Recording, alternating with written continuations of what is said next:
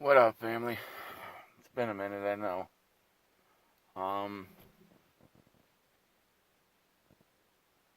I got some shit going down, and I'm here to talk to you about it. Um, I've been through a lot in my life. I've been through hell and back 3 times over. I faced death.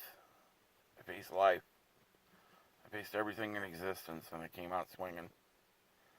Well, last Thursday, I was admitted to the hospital. What I thought was a simple diabetic UTI.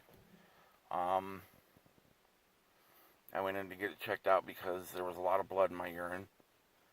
And the nurse practitioner, God bless her, thank God she did, wanted to get a CAT scan to see if I had kidney stones. And unfortunately, though I didn't have any kidney stones, she saw a mass on my left kidney.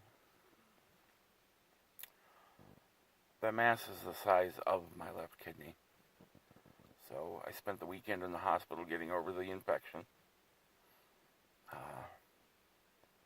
and talking to doctors.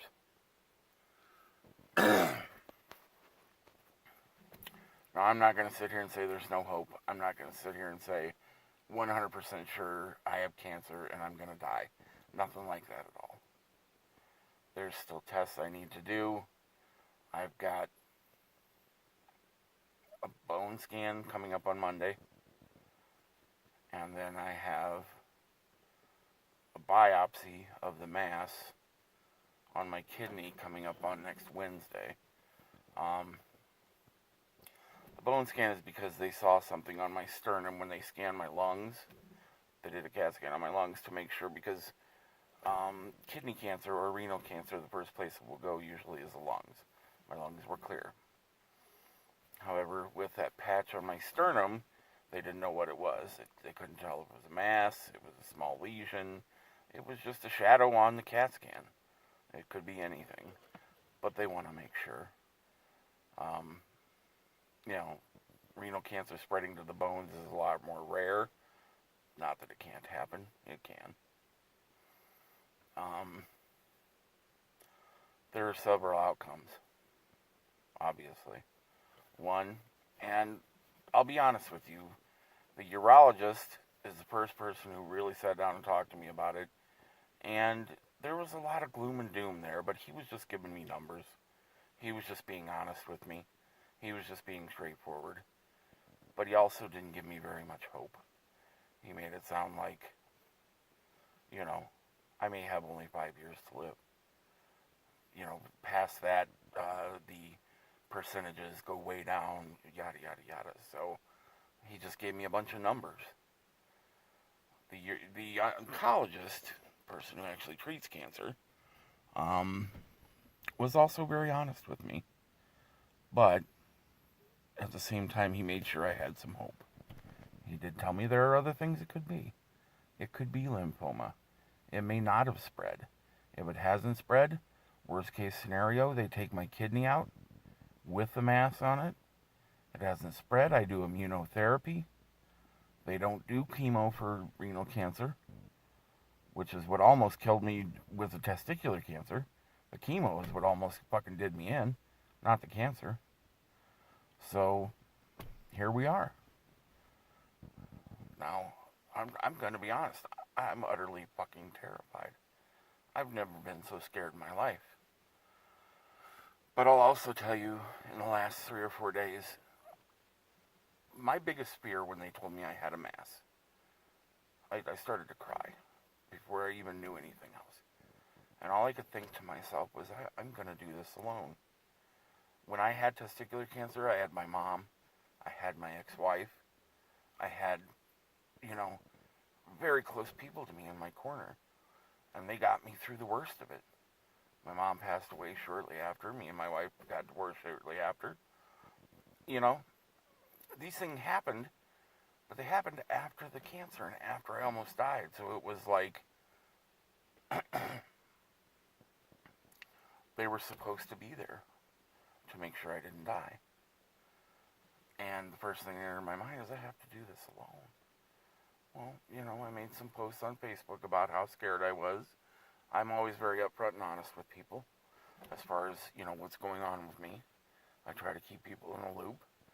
I told my ex-wife and my brother, my immediate family I told first to let them know what was going on. And then I posted on Facebook about it. I kept people updated about what was going on throughout the weekend with the doctors and what's to come next. And I found out in the last 3 to 4 days that I have so many people who care and so many people who want to make sure that I'm okay and so many people here to support me. I was humbled. I was completely humbled. But I learned a lot.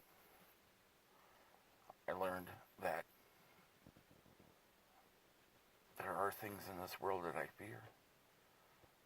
I'm 47 years old. I'll be 48 in less than 2 weeks. And I've always thought of myself as getting old. But damn it, I'm young. I don't want to die. I don't want to die young. I don't have any grandkids yet. I haven't lived a full life. I've lived a lot of life. I've done a lot of things. I've seen a lot of things. But I haven't lived a full life. And now I have to wait. I was able to get back to work, at least for this week. I'm going to have to miss at least 2 days next week for the testings. So my finances are completely in shambles. I'm worried about that with my rent and everything else. They say that you're only 2 paychecks away from being homeless. They're not lying. And I have a good job. I make good money. But without that money to survive, I'm going to be in trouble. So, my job will help me. And I know there are people that will help me monetarily. I know, there are things out there I can do to get help. I know that. I'm just voicing my fears. But what I'm really afraid of is that biopsy and that bone scan, and then having to wait and have the doctors tell me what's going on. And what's from there, I don't know yet. Worst case scenario, it's in stage 4. They have to remove my kidney, treat me, and pray to God that I survive. But that's worst case. And I don't want to think about worst case. I'm thinking of all the other options. I'm thinking of all the other things that could happen. I haven't been around a while. I let my YouTube channel go. I let it basically just go to the wayside. I'm going to do my best to keep you guys updated.